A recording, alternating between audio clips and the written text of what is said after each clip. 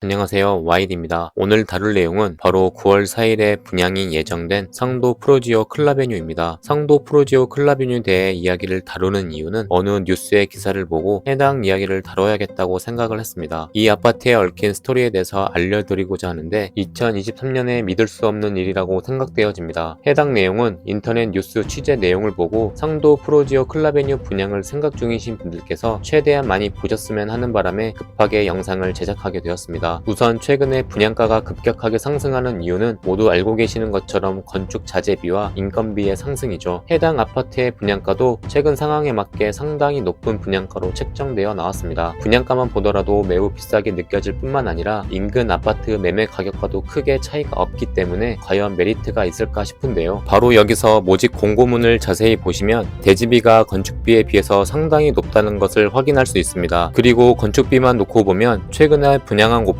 매우 저렴한 걸 볼 수 있습니다. 이것만 놓고 보면 뭔가 이상하다고 생각되지 않나요? 상도 프로지오 클라베뉴는 총 771세대로 모두 일반 분양으로 진행되는 곳입니다. 즉 조합원이 없는 민영주택인데요. 민영주택은 토지 전체를 소유한 소유자가 존재하고 해당 아파트의 분양이 종료되면 토지 소유주에게 수익이 돌아가는 구조인데요. 자, 그럼 여기서 왜 대지비가 건축비에 비해서 비싼지 감이 좀 오셨을까요? 해당 민영주택 건설 사업의 주체가 토지를 비싸게 매각하기로 결정을 했기 때문입니다. 여기 아파트가 올라간 상도동 65-74번지 지덕사라는 터는 조선 3대 임금 태종의 장남 양녕대군 이제를 모시는 곳으로 1960년대 이승만 대통령이 지덕사라는 재단법인을 만들어 전주 이씨 종친회에 귀속한 땅이었습니다. 토지의 소유는 재단법인이 갖고 있지만 묘역을 제외한 산지에는 무허가 건축물에 거주하고 있는 300여 가구 주민들이 살고 있었는데요. 그러면서 1990년대 이곳에 주택개발 사업이 진행되면서 재단법인의 지도부와 아파트 건설 사업자, 공무원 사이에 뇌물수수 등의 잡음이 지속적으로 일어났습니다. 이러던 와중 지덕사터의 주택건설 사업에 뛰어든 것이 세아주택이었습니다. 2007년 7월 세아주택은 지덕사와 토지 매입 계약을 체결하고 주택사업을 조합 방식에서 민영주택 사업으로 전환하게 됩니다. 이유는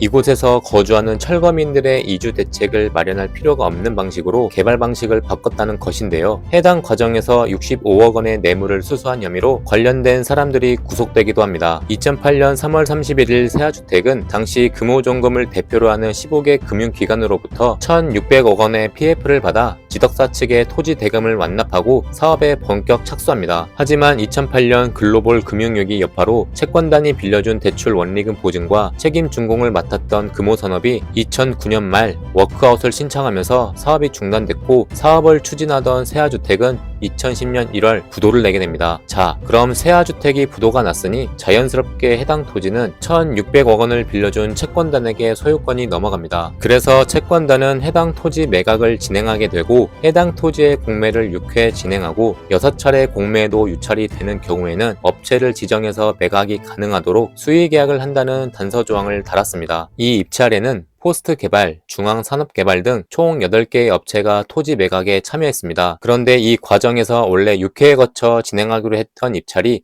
돌연 5회로 줄어들게 되고 5회 입찰 뒤에 2014년 2월 14일 포스트 개발을 우선 협상 대상자로 선정하고 5차 유찰 이후 최저가로 설정되어 있던 1,092억보다 조금 높은 금액으로 그해 3월 13일 1,101억 원의 매매 계약을 체결합니다. 그런데 여기서 중요한 점은 낙찰된 포스트 개발은 부도를 냈던 세아주택과 사실상 같은 회사였습니다. 세아주택의 대표는 자금난에 빠진 부도 시점에 고향 선후배사인 김모 씨를 끌어들여 29억 9천만 원을 투자받고 2013년 11월 13일 새로운 특수목적 회사인 포스트 개발을 설립하여 세아주택의 채무를 면탈할 수 있도록 설계하여 지분을 50대 55로 나누기로 공동사업 약정을 체결합니다. 즉 요약하면 세아주택이 1,600억 원을 갚지 못해서 결국 회사가 부도가 났고 그래서 해당 토지가 15개 채권단에게 소유가 넘어가서 공매가 진행됐는데 부도를 냈던 사람이 다른 회사를 설립하여 1,101억 원의 토지를 다시 매입하는 계약을 체결합니다.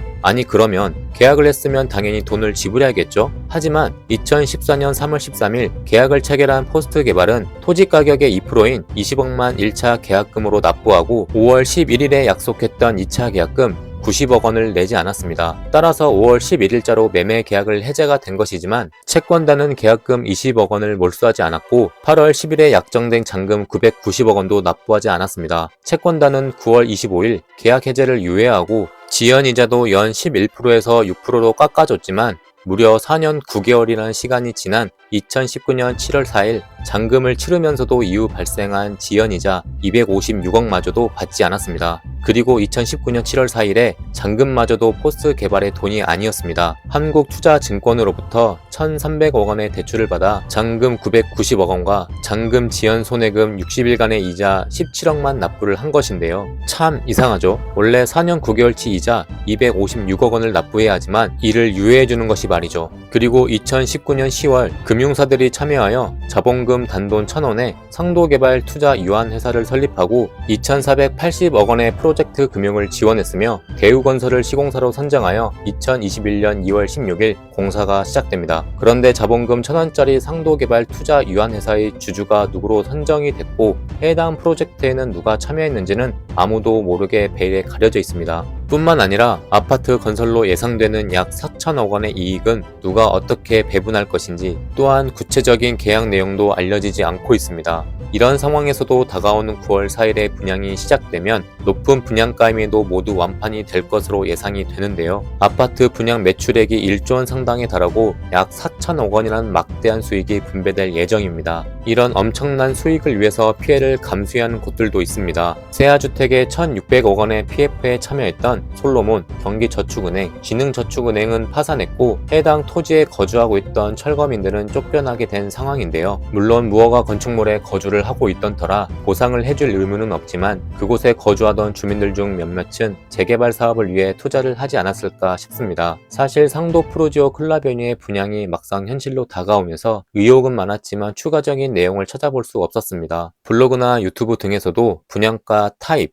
주변 환경적인 요소만 다를 뿐 이런 스토리를 볼 수 없었을 텐데요. 도대체 어떤 분들이기에 이런 험난한 과정에서도 지속적으로 추진할 수 있었던 것인지 저도 너무 궁금합니다. 아마 성공적으로 분양이 끝난다면 막대한 수익은 자연스럽게 그들에게 돌아갈 것이고 언제나 그렇듯 쉽게 잊혀질 것이라 생각됩니다. 그래서 조금이나마 관심을 갖고 많은 분들이 보실 수 있게 좋아요만 부탁드리겠습니다. 감사합니다.